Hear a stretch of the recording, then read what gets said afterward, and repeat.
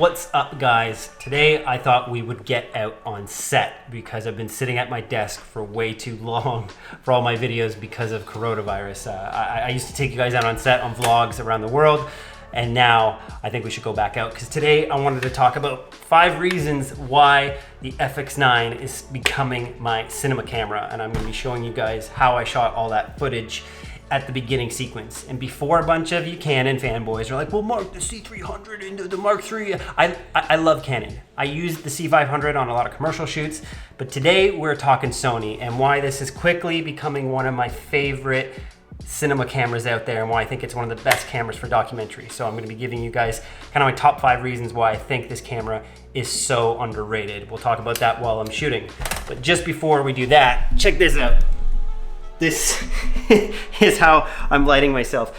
As you guys know, watching this channel, I try to do the most lazy lighting setups possible, where I'll use like my computer monitor to light me. I literally had this wedged in on a shelf here. This is the new F7 pocket light. You can do fun stuff like this. Fully magnetic, so you can stick it anywhere you need. I never go anywhere without this light now. It's always in my bag. But let's just get out to the field right now. Let's start talking about what you came here for, which is why I love this camera.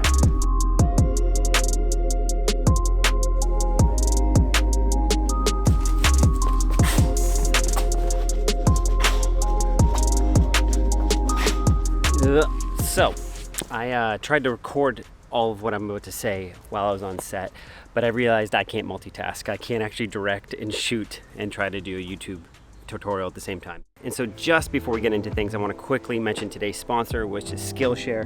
And if you haven't heard of Skillshare, you're probably living under a rock. It's an online community where millions gather to take the next step in their creative journey.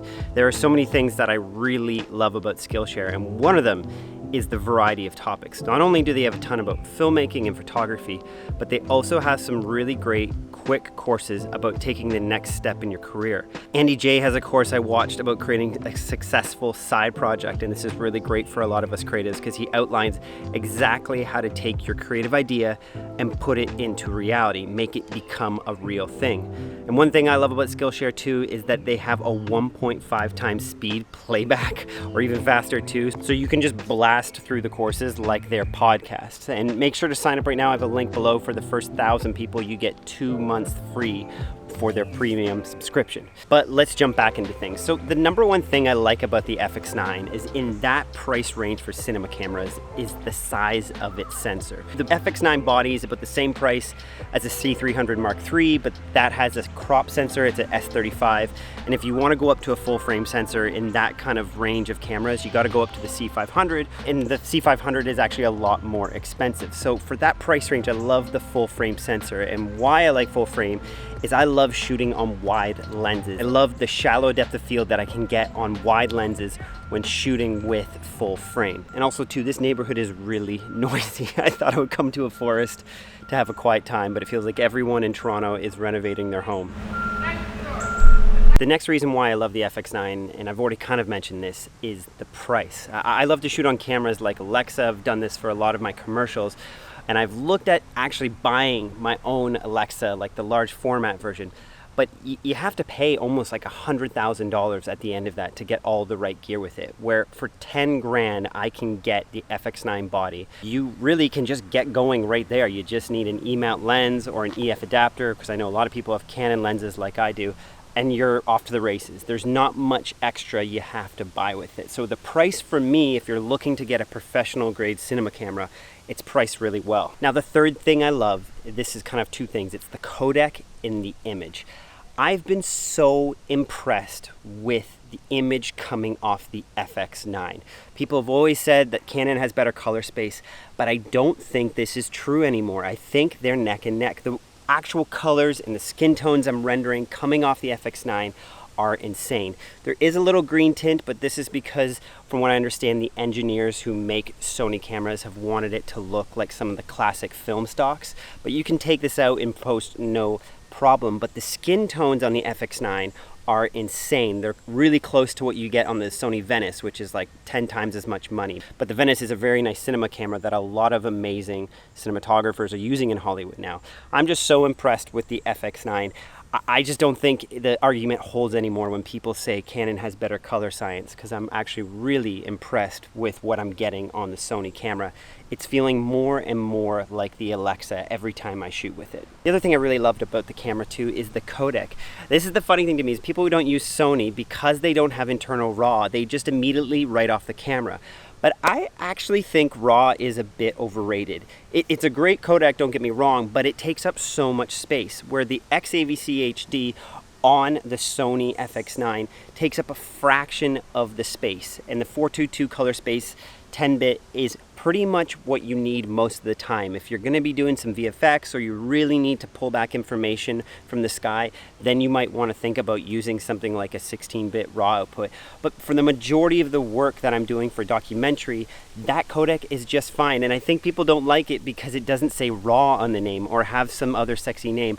I think that was Sony's biggest mistake, was going with a codec named XAVC. It's a bunch of letters everywhere that a scientist made in some lab somewhere. I think people then associate XAVC with H.264 and they don't think it's a good codec, but it is insanely efficient. If people say they hate that codec, they probably just haven't used it or color corrected with it. And here's the thing. Yes, Canon has RAW, but it's light RAW. It's not a true RAW. And yes, Blackmagic has RAW, but it's B-RAW. Again, not a true RAW. The only people who are shooting true internal RAW is Red, because they have a patent for that for, I think, like the next 5 years. Now, I know this is going to hit a lot of people's nerves. Talking about cameras is like talking about religion for people. They get really upset. I love those cameras. I was just editing footage this morning from a Blackmagic camera, and man, it's a beautiful image. But what's funny to me is, just because people buy one camera and they invest a lot of money, they immediately write off every other camera out there.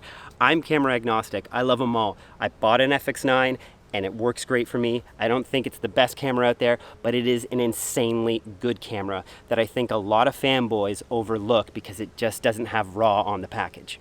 Now, I want to mention too that there is a firmware update coming for the FX9, and so some of the issues that I really don't like about the camera are being addressed. Like right now, if you want to go to 60 frames on full frame, you have to crop down to S35 or go down just to HD resolution. So you don't actually get the 4K, but you can get 60 frames full frame.